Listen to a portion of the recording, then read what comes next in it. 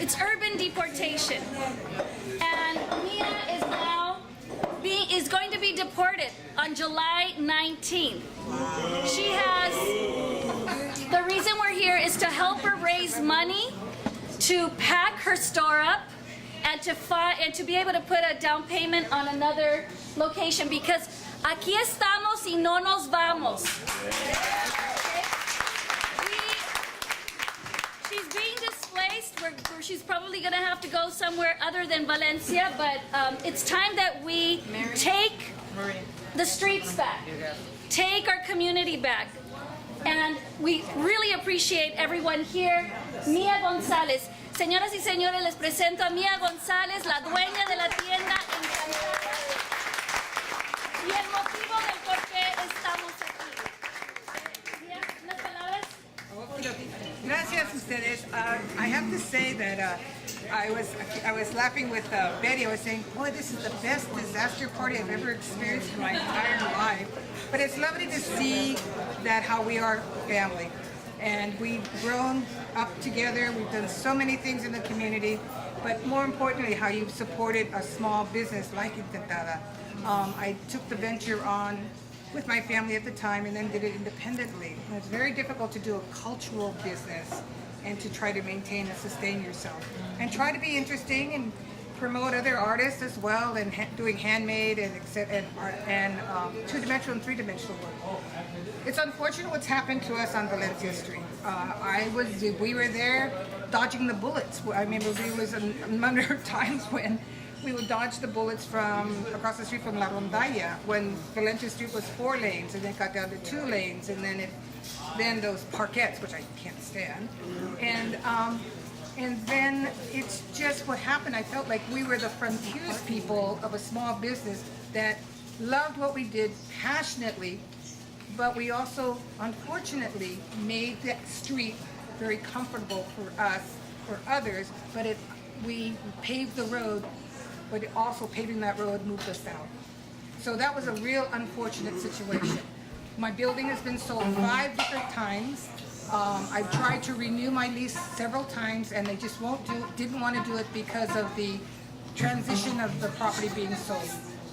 And then as a result, I had subleased because it was very expensive, the rent, and I decided to do that. The new owners decided to say, you cannot do that anymore.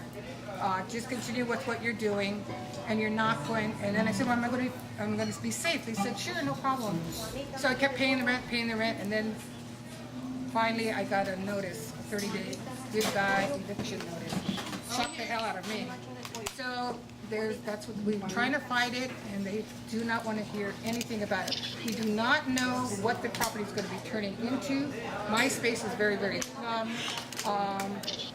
That particular block is very, very beautiful, and it's very nice. But they haven't told us, is it a restaurant, is it a high-end clothing shop? They refuse to have any kind of dialogue with us. So we don't have a leg to stand on. So we've had to go packing out. And Mia is part of the cultural legacy of this community. She is one of many shops and many locally owned businesses that make the mission what it is. It's very sad to see, week after week, to see the local shops disappear, and you have businesses that are coming in to improve the area, but they're excluding a whole community. And we want to use this opportunity not only to support Mia, but also to start making a case for our cultural legacy and our historical sites. Our businesses are part of that. Our institutions, our nonprofits. It's important to take a stand and start speaking out. No más hiding and staying away from Valencia. Make your presence known. Running away or saying, I can't take this, is not going to make the situation better. We need to have the presence that we've always had.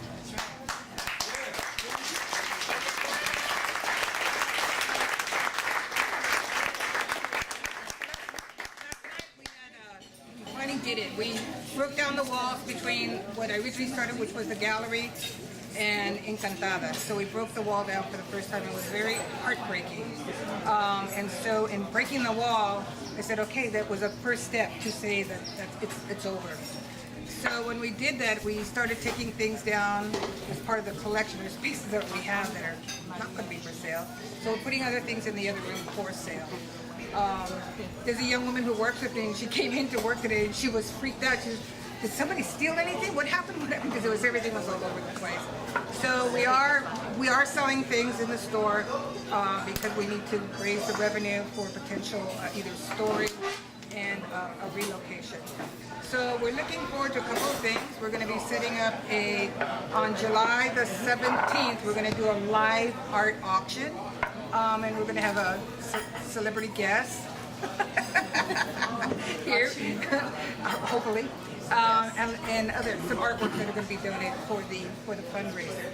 We've had musicians donating some time for that event as well, and hopefully we're going to have a very lovely mezcal tasting event along with that. And on the 19th, which is our actual date, we would like to have a closing ceremony, and that would be that will end Encantada on Valencia Street. So really look forward to your presence to help us spiritually move on. Your love and support of what we've done for the last 16 and a half years means it's something I could carry with me forever. And I'm deeply indebted to each and every one of you. And I said I wasn't going to cry, but I'm sorry. So I thank each one of you from the bottom of my heart. I want to say that on July 17th, we're having the auction. Mia has some one-of-a-kind pieces that are worth quite a bit of money. If one of those pieces sold, Mia would be able to move forward. So I encourage you to invite collectors, art, fine art owners of shops that would like to come in and buy lots of material and unique collectible items that are worth quite a bit. I mean, she has amazing things in that little store, and we need to move forward, and it'll be a good thing because when she moves on, it's just going to get bigger and better. And thank you for being here. We'd like to invite you to buy the raffle tickets. They're $5. We're going to be doing intermittent raffle sales because there's quite a few prizes. They're all over $100.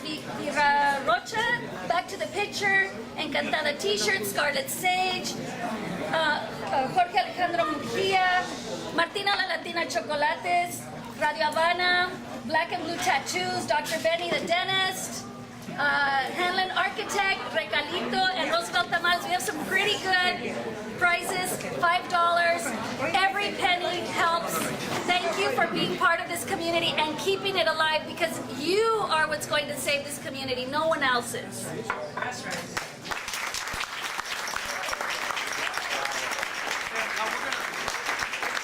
We're going to update everybody on our Facebook and on LatinBayArea.com. So all the updates of all the pictures and all the products and what's going on with her beautiful gallery. Thank you, everybody. LatinBayArea.com.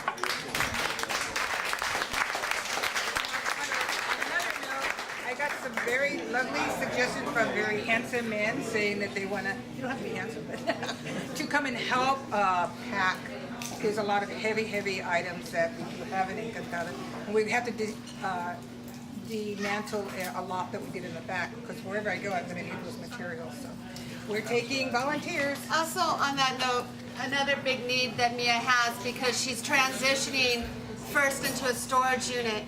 So a big need that she has is if somebody was willing to pay for a storage unit for 3 to 6 months, that would take a lot of weight off of her because this is her livelihood. So she's having to also, pay her bills to live while she's going through this transition.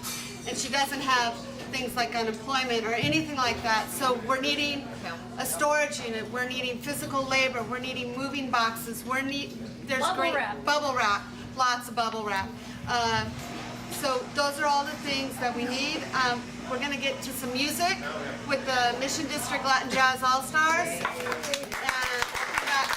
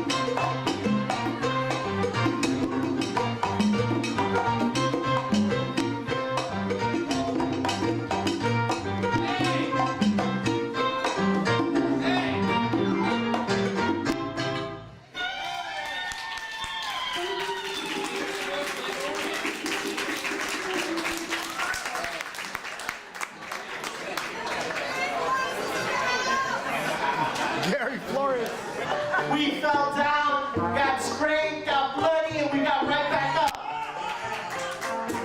We played in the backyard, in the schoolyard, in abandoned houses, abandoned warehouses, made them our playhouses. And we played hide and go see in the garage. Peekaboo, I see you, you fool. We built cardboard houses, had funerals for our goldfish, our cats, and our grandmas, and buried them in the backyard and put flowers on them. We got credit at the corner store. And our papa would pay the bill every Friday when he got paid. No such thing as credit cards. Thank God we didn't get raised with them credit cards. We had garage parties with black lights, red lights, and strobe lights.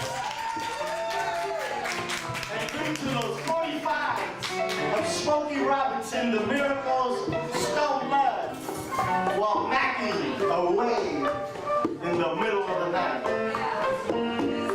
We didn't grow up with pagers, cell phones, texts, iPods, MySpace, YourSpace, Twitter, Facebook, and nothing but a two-face. I never got stuck on a computer or trapped in a chat room. We had one home phone that was Atwater 22432. My mama allowed it 5 minutes per night for the 9 of us. I finally said, later, mommy, I went to the corner phone booth and I gave everybody my number, my private number. And I told everybody on the block, you hear that phone ring, you call me, you come get me. And then everybody started giving out that number. And guess what? There was no minutes. For 10 cents, you could talk all night long. Now these tricksters, Sprint and AT&T and Verizon's got you fooled that they're giving you free minutes. There was free minutes. There was no such thing as 50 minutes. I learned English watching Mickey Mouse. MICKEYMOUSC.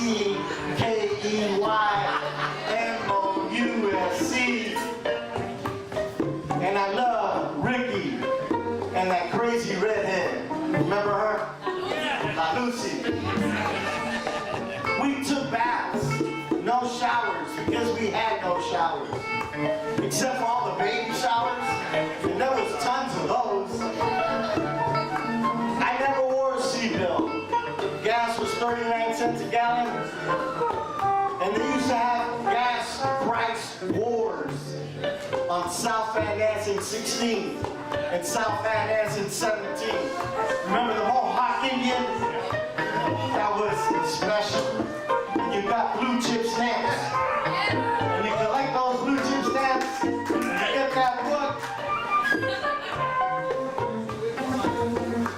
We went to all the theaters here in the valley, the New Mission, the Crown, the Grand, the Tower, and the York. We watched Bruce Lee and Cantinflas for 50 cents. Hot dogs were 20 cents, soda was 10 cents, and popcorn was 1 cent.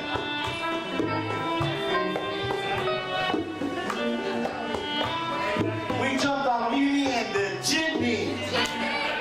We go to Chinatown, the Golden Gate Park, Coit Tower. And my favorite spot was Playland at the beach. We love the Giants. We were the faithful 49ers. Win or lose, we waited for those Super Bowls. We played spin the bottle con las rucas on our block. I became a risk taker. I got creative. I became an entrepreneur. I reinvented myself 5 times. We partied at Caesar's Latin Palace, St. Peter's Hall, California Hall, La Puente, the Dover Club, Down and Under, Studio West until 6 in the morning.